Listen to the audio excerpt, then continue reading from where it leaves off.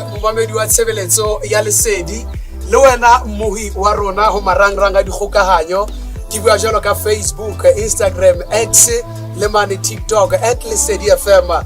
Tswang dihwai ka jeno re motseng wa Thabantsho re etetse Milton Farm mo re tlo kopanang le sehwai Moji Precious Godisang.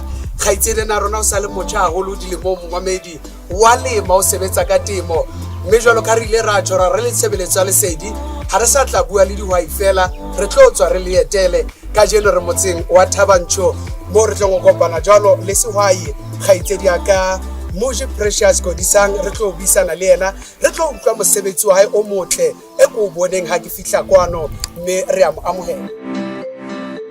Moji Godisang dumela hle khaitsedi ya ka re wa moele tshebeletsong ya Lesedi o phela hantle? Ke phetse hantle ntate Veli, dumela wena ngwaneso, ke dumedise le momamedi mono hae hohle mo ba dutseng teng, ke a leboha. Re a leboha hle ha o re buletse mamati ha o Milton Farm o re amoetse ka jeno sehwai nanong lena la rona la tshwang dihwai. Mme Moji Precious Godisang o qadile neng ho kena temong? Ke qadile ka 2016 ha ke ne ke qala ke registera a company ya Milton Agricultural Cooperative. Re qadile re na le kgomo tse 4 ka re qala re le temong re qala re jala maize, pone, re jala le sunflower. Ya ba re ntse re ya jwalo fela hanyane. O sa le motho e motjha mme hangata re a tseba temo batho ba batjha ba enka ka hore ke ya batho ba itseng. Lerato le la temo ho wena le tswa kae? Ke ratile temo haholoholo. Temo ke bona e le besaga e nngwe e nkopanyang le ntate Modimo haholo. Ene ke ratile ka morao ho bona hore ditholwana tsa teng ha ihlile o kentse maikutlo a hao le pelo ya hao ho yona ya o atlehela. Ke qadile ho e rata haholoholo ho tswa ho molekane wa ka, ke yena na e rata haholo mme ka ithuta tse ngata ka yona ka fihlela hore o ke ba etsa temo ntle le Modimo. Temo o tlameha hore ha o etse o na le Modimo ka hare hobane o sebetsana le ntho tse hlodiweng ke yena ho tloha tshimolohong, hobane ke yena hlodileng mobu, ke yena hlodileng lefatshe, ke yena hlodileng le tsona dijalo tsena tse re di jalang, ebile ke yena di hodisang, ebile le pula e hlaha ho yena. So ke yona la etsa hore ke rate temo haholo hoba ke motho a hlileng a dumelang ho Modimo hore dintho tsohle di hlaha ho yena. Mme Godisang khaitsedi ya ka, ntate. Nna ke bone botle ha ke fihla Milton Farm mona. Ntate. Ho so ntsamaisitse ka bona pone ka bonang ho momamedi a mametseng wa tshebeletso ya Lesedi ya re buhileng le ho marangrang a rona dikgokahanyo. O sebetsa ka eng hantlentle? Nna hantlentle ke sebetsa ka mixed farming, e leng crop production. Ke sebetsa ka soya beans, ke sebetsa ka sunflower, ke sebetsa ka maize, ke etsa livestock, and then ke qadile fela hanyane ho introduce difariki. Jwalo ka le di bona ha ntse re feta mo le re tsamaya ke le bontsha, ke ntse ke etsa difariki. So ke tsona tse ke di etsang ho tloha moo ke etsa le jwang ba turf Erograstes bakeng sa diphoofolo, ho fepa diphoofolo. Ka ke 60 hectare ya teng, 65 hectare ya teng e ke etsang for dijo tsa diphoofolo. Ke tsona he ditaba wena momamedi wa tshebeletso ya Lesedi. Tswang dihwai ka jeno re motseng wa Thabantsho Milton Farm re ntse re buisana jwalo le khaitsedi ya ka Moji Precious Godisang. Ke yena sehwai se re mo etetseng, o etsa mosebetsi o motle ka tsela e makatsang mme re a thaba ha re bona batho ba batjha le bona ba kene temong. Khaitsedi ya ka, phetoho ya lehodimo, re bua jwalo ka climate change, e o amme jwang kapa e le ama jwang jwalo ka dihwai? E re ama ka tsela e nngwe e bohloko hobaneng haholoholo temo e hloka tjhelete, e seng tjheletenyana, tjhelete. Ho sebetsa temo o hloka tjhelete, le hore rona hobane re itshetlehile ho ona maemo a lehodimo, re laolwa ke ona. Jwale ka taba ya climate change re la ra senyehelwa haholo. Jwale ka lemo se fetileng ke la ka senyehelwa ke pone ya 60 hectare, ka senyehelwa ke soya beans ya 50 hectare. Hanka ka kgona ho kotula letho hodima di hectare tse ne ke di entse. Jwale ila re thefula haholo, empa lemong sena na ke leboha Modimo hore re kgonne hore re fumane dipula ke eno soya e kgonne hore e hole, poone le yona e se le hantle se qetile, le sunflower le yona e se le hantle se hlahisitse mabolomo.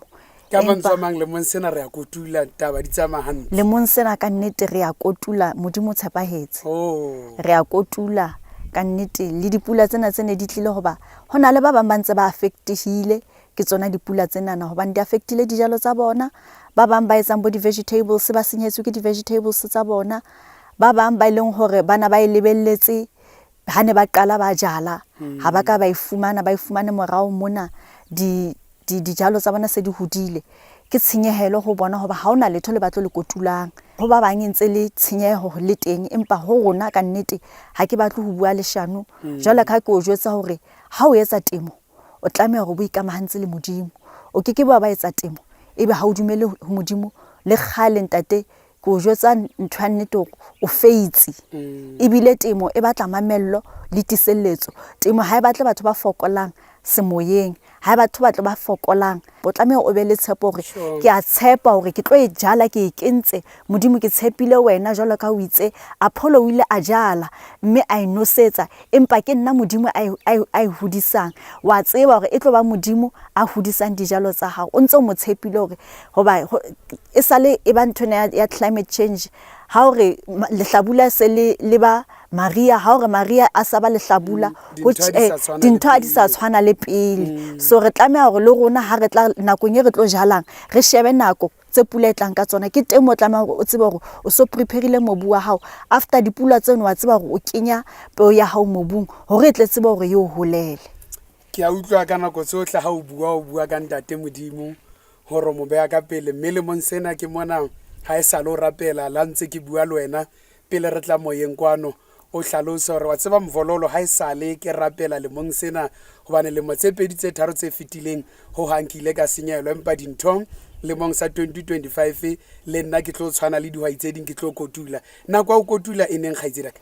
Nako ya ho kotula jwale ka ha o so bona hore soya beans se tjhentjhile color, makala a teng a sa ba masehlanyana a mang a hlohlorehile, ho so ba le dithotse tse tsa teng ho so ba le di se di ba brown.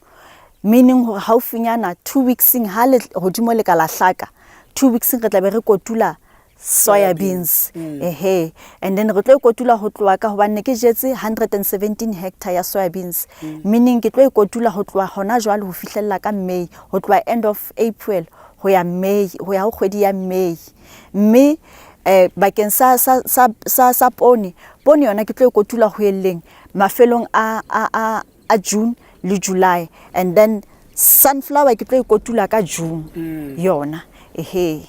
Semo he mo wa tshebeletso ya Lesedi ke tsona ditaba medu wa ka o si Moji Precious Kodisanga jwalo ka sehwai. Re bua le yena momamedi taba tsena tse monate, le nna ke iponetse botle bo mona belo re o tshwere ka thata nnete le basebeletsi ba hae ao ke batho ba mofutu ba lerato.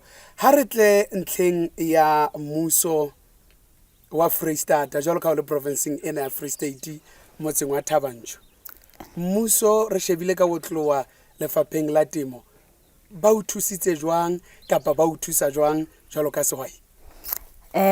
Tabeng ya mmuso ke qale ke leboha ka 2017 ke la ka thusuwa ka dikgomo tsa Bonsmara tse 19 ke lefapha la Rural Development. Ba nthusa ka dikgomo tse 19 tse tshehadi, ba nthusa ka ile nngwe e tona. Ha ke bua ha jwale tjena ke na le kgomo tse tona tse 2 tsa Bonsmara tse leng di-registered bulls. Ke na le dikgomo tsa Bonsmara tse 107. Ha ke di kopanya le tsena tse tona di mpha 109 palo. Jwale kgaitsedi ka ha re phethela nna le wena ka jeno sehwai jwalo ka motho e motjha, re utlwile tshwere di-soya bean, tshwere poone, o tlo kotula e se kgale. Ha o qeta o kotula kgaitsedi ya ka di etsang o etsang ka tsona? Re na le market o re tsebang hore re isa di-silos to Esprit, mme dikgomo re di isa feedlotong e N80, mme difariki re di isa Bloem Abattoir. Kgaitsedi ka mantswe wa o qetela o sehwai motho e motjha ho dihwai tse mametseng lapeng, batho ba batjha ba ntseng ba dumela hore ntho ena ya temo ke ya batho ba itseng fela ba sa kenang sekolo. O ka reng ho momamedi wa tshebeletso ya Lesedi ho dihwai tse mametseng le ba ntseng ba tla ba tutua ba batlang ho hola ba tshwane le wena? Ntho ke tla lakatsang ho eletsa batjha le batho ba ntse ba lakatsa hore ba ka kena temong empa ba tshaba ba bona eka temo ke ntho ya batho ba hlopheileng ba sotlehileng ba sa rutehang. Ha ho jwalo ke ka ho rona re le batjha re se re leka hore re etse farming in a fashionable way, hore re apare hantle, re itshware hantle, re kgone hore le ditaba tsa ditjhelete tsa rona re di tshware hantle ho bontsha hore temo ha se mo yang teng ha ile hore o fila hore wa sotleha kapa ha o sana mosebetsi o ya fela. E ntse tshwana le e le mosebetsi, ke mosebetsi bileng se ka kare e tshwana le mosebetsi. Temo ha e tla o sebeletsa le ha wena o investa ho yona. Mme temo e batla mamello. Temo e batla mamello ya hore e ska ha o kotula ka sheko o bonana ho sana o tlameha hore tjhelete ene o e sebedise. Tjhelete ena o e fumaneng e sebeletse for season e tlang ho expanda ho feta ka tsela eno o jetse ka yona, mme o jale boholo bo fitisang, mme o kwale le mo ebang hona le mekoti teng mo filang hore ke ka tlameha hore ke diverse kae ke etse kgwebo e nngwe kae ka hare ho yona temo ene ke etsang. O ka etsa dikgoho ha o ntso lema, o ka reka ha o kotutsi o ka reka dikgomo wa eketsa dikgomo tsa hao hore ha o tla nako ya hore mohlomong ke nako ya komello wa tseba hore ke na le diphoofolo tse ke tsebang hore ke tla kgona hore ke di hodise, ke di tshware hantle, ke di phedise, ke di rekise hore ho kgona hore ke create mesebetsi. Ke na le dikgoho tse ke tsebang hore ke tla rekisa mahe a tsona ha ke qeta ke rekise le nama ya tsona. Ha hona business e senang diphephetso. Kgwebe enngwe le enngwe e na le diphephetso. E tswa fela ka hore na wena motho wa teng ana o na le thasello ya yona na, ana o na le lerato. Ha o sena lerato nthong tswa ho yona, empa ha o na le lerato ho yona hore na e utlisetsa eng kapa ha e utlisetse eng tafoleng, ha fela o ntso mamelletse ditholwana tsa teng o tla di fumana. Le temo ho fela jwalo.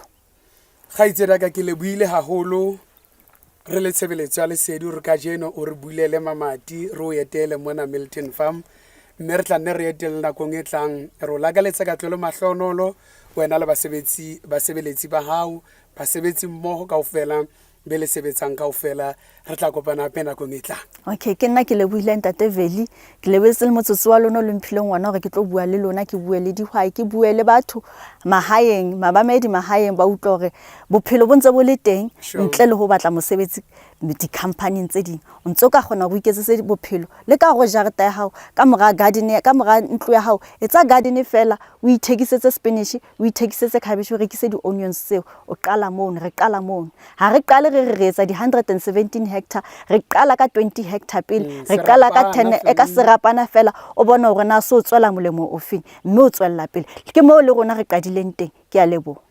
Ke tseo ditaba he wena momamedi wa tshebeletso ya Lesedi mmoho le mmuhi ya re buileng ho marangrang a dikgokahanyo tsa tshebeletso ya Lesedi. Re bua jalo ho Facebook, Instagram, X le mane ho TikTok Lesedi FM. Ke molelwa re ne re etetse jalo kgaitsedi ya ka Moji Precious Godisanga kwano Milton Farm motseng wa Thabanchu. Ditaba tse monate o re mamello le lerato la mosebetsi wa hao jwalo ka sehwai di tla o isa hole. Re fella mona ka jeno tshebeletsong ena e ratwang ke nna le wena Lesedi FM. Ke ne ke sa tsamaye ke le monga, ke ne ke tsamaya jwalo le mohlophisi wa lenaneo, ke bua jwalo ka morapela Katleho Malepantsi Jobo mmoho le Kamohelo Mbele. Ke bona ba neng ba etsa hore kgaso ena o ifumane ka wotlowa. Athe nna lebitso la ka ke Veli Moloya, ke Mvololo, ke Autia Strata. Tswang dihwai tshebeletsong ya Lesedi, re kopana nakong e tlang. Eitada.